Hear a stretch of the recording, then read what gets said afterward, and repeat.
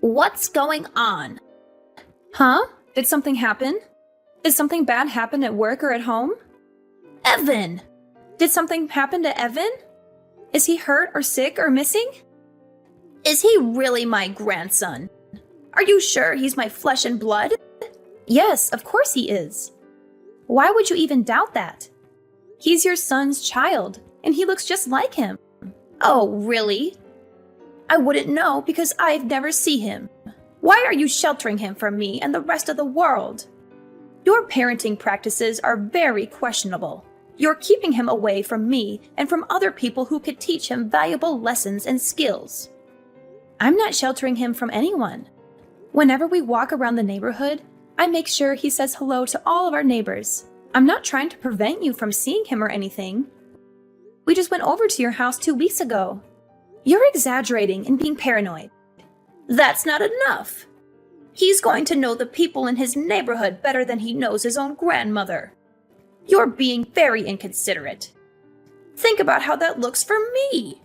You're depriving him of a close bond with me and a sense of family and tradition.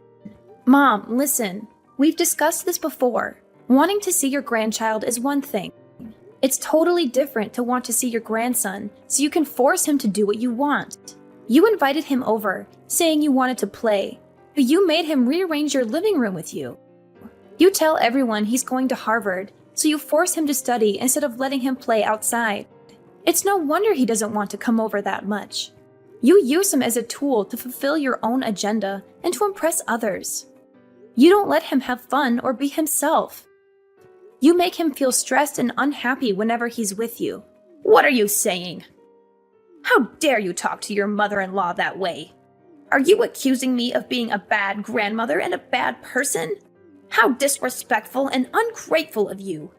You should be thankful that I care about him and that I want the best for him. Trust me, I want Evan to have a good relationship with you. But that's not going to happen if you keep making him do things he doesn't want to do because you think it's right. I appreciate that you love him and that you have good intentions for him. But you need to understand that he's his own person and that he has his own dreams and preferences. Are you doubting my judgment?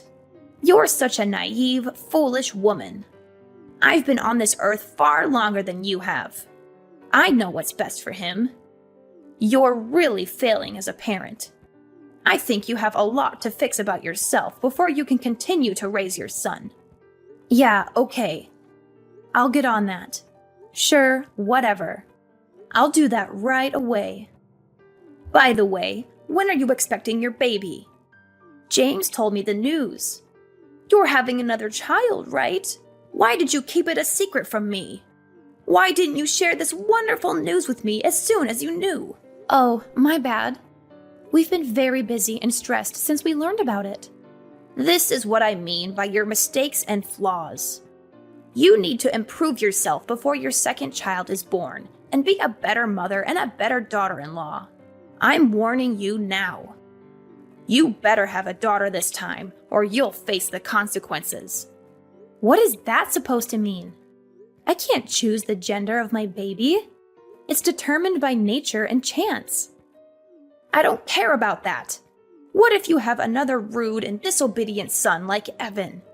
This world needs more females, not males who cause trouble and violence. And I'll be the one who decides what to call her. Don't you even think about arguing with me or defying me on this matter. Excuse me? You can't be serious.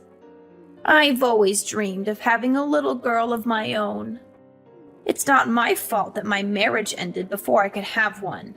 James is my only son and my only chance of having grandchildren. I suppose technically you are my daughter by marriage, but I don't think of you as my daughter at all. You're nothing like the daughter I wanted or imagined. Just give me this one small thing. Won't you let me fulfill my lifelong wish? So basically you're saying, shut up, I'm going to choose your daughter's name. Is that about right? Exactly. Yes, that's exactly what I'm saying. Wow. The parents of a child are the ones who name it. Have I made myself clear? A mother-in-law's authority is supreme. Everyone knows a daughter-in-law must obey whatever her mother-in-law demands. I won't tolerate any arguments or complaints from you. It's already settled. I'll be accompanying James when he comes to see you in the hospital, and I'll inform the doctors of the name I've selected for her. Let me know as soon as possible if you're having a son or a daughter. Do you understand what I'm saying? You're having a boy? Yes. I told you that I wanted you to have a girl. You're useless. I heard James was so disappointed like I was. Mom, I don't care if I have a boy or a girl. No matter which it is, I'll love them the same. I've never seen James like that before. He went into a rage and was screaming at the top of his lungs. He did that? Yes, he did. He was screaming, "Why isn't it a girl? Do something, you pathetic excuse for a doctor." He grabbed the doctor by his jacket and screamed in his face. It took 4 nurses to get them separated. Then he directed his anger at me. He screamed at me until he lost his voice, then stormed out and went home. He went that crazy just because we aren't having a girl. He didn't listen to me at all. Maybe if you talk to him, you could calm him down. I'm not going to do that. What? Oh, based on what you're saying, James did nothing wrong. He feels the same way I do. We both want a girl. I tried telling that to the doctor too, but I guess he didn't listen. I've been calling him every day. You have? What do you think he could do? Of course I've been calling him. What good is he if he couldn't make you have a girl? James's reaction was only natural. A hospital is nothing more than a service, and we're the customers. Are you insane? I can't believe this. Do you really think the doctor could do anything about me having a boy or a girl? Nonsense! I did my research. Science and medicine have come a long way. Shut your mouth if you don't know what you're talking about. Ugh, another boy. Have you thought about terminating it? Absolutely not. What's going through your head? All right, then I guess we have no other options here. You need to give that baby a sex change. That is the most insane sentence I've ever heard anyone say. Why? People do it all the time. I was born a boy, but in my heart I'm a girl, blah, blah, blah. Haven't you heard anyone say that? People get surgery for it all the time. We're just going to save time and do it right after he's born. Don't worry. I'll pay for it all.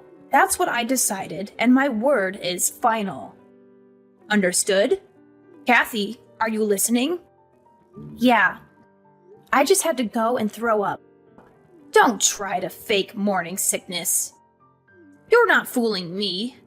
Everyone knows there's no such thing as morning sickness with your second child. It's not morning sickness. What you just said literally made my stomach turn over and made me sick. What do you mean? I've never heard anyone say something so horrible and disgusting as changing a baby's gender the second it's born. Aside from the fact that you've gone and decided that selfishly on your own, do you think there's any doctor on Earth who would perform that surgery? Ugh, there's another one of your flaws coming out. You have no idea what the modern world is like. I told James not to marry you. I wish you would have listened. If you don't change that attitude, I'll be forced to take drastic measures. Go ahead. I'm sick of talking to you and listening to your ridiculous and horrific demands. I'm not listening to another word. Kathy, is everything okay?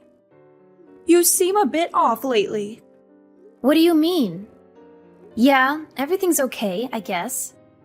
Why do you ask? What's with all this stuff that just got sent to our house? It's like someone is moving in. I don't remember sending you anything. Are you sure it's for us? It's not a package. It's suitcases and boxes. It just showed up. A moving truck showed up and unloaded about 10 boxes and suitcases. They're labeled clothes and furniture. What do you mean? I didn't send anything like that. Huh? You don't know what I'm talking about? I opened one of the boxes, and your clothes and bags and a bunch of other stuff were inside. It looks like it was all just thrown in. None of it is folded. What? That's so strange. I have no idea why that would be sent to your house. Do you have any idea why all of this would be sent here? Is everything going all right with James? Mom, I'm going to come stay with you and Dad, if that's okay. I have off for the next 2 days. James and I are going through some stuff right now. Of course, no problem. I'm here if you want to talk about what's going on. We'll make sure everything is ready for you when you get here. Hey, Kathy. Did everything make it to your parents' house? I knew you were behind this. No need to repay me for the moving truck. It was my pleasure. Of course, James thought it was a good idea, too. We sent over the divorce papers, too. They'll probably arrive tomorrow. Be a good girl and sign them ASAP. Divorce papers? James and I haven't decided on anything regarding a divorce. That's something a husband and wife decide, not the mother-in-law. No need to talk. James has already said that that's what he wants. He told me to text you because he doesn't want to talk to you. Is that so? Isn't he concerned at all about his children? Oh, you mean that little brat and the fetus inside you? He said you can have them. He said he doesn't need them anymore. Don't worry, he agreed to pay child support. Ugh, whatever. I'll sign the papers and bring them down to the courthouse tomorrow afternoon. Ha ha ha! Would you look at that? As soon as money comes into the conversation, you agree right away. You are not even trying to hide the fact that you're after his money. I don't care about that money. My dad's right next to me and has been reading this conversation. I'm taking his advice to get rid of that pathetic husband and his wretched mother. Money is an afterthought. Plus, my dad said he'd figure something out in regards to money. Your father said that? As in, your father, the real estate agent, said he'd take care of money. He's never given your James a cent up until now. He said he wanted us to learn the value of $1 on our own before he helped us out at all. I respected his choice to not give us any handouts. We never needed any help anyway, because I make a good salary at my job. But now if he helps me financially, I won't need any money from you two monsters. Well, isn't that nice? Daddy coming in to save the day, saving you from the evil villains you're making us out to be. That's ironic, since you're the only one who's to blame for all of this. You're the one who just couldn't make my wish come true and have a girl. I've got to ask, why are you so obsessed with me having a girl? Well, isn't it obvious? We'd put her in lessons from a very young age. She'll learn to sing and dance and become a little superstar. Once she gets scouted and becomes famous, she'll thank me by paying for anything I want for the rest of my life. I saw something like that on the news a little while ago. If she has James's genes, she'll be gorgeous. On the other hand, a boy will be completely useless to me. Unbelievable! You only care about how to use the child for your own personal gain. Isn't it natural for a child or grandchild to care for the people in their family? If you don't want any child support, that's fine. Don't come running back to us when Daddy runs out of money to give you. Sure, whatever. In return, I want you and James to never contact me or my family ever again. There's nothing I want more than to never, ever see you again. We get to cut you out of our lives, and we don't need to pay you anything. Oh, what a dream. Well, then there's nothing left to discuss. Have a nice life, you worthless, pathetic woman.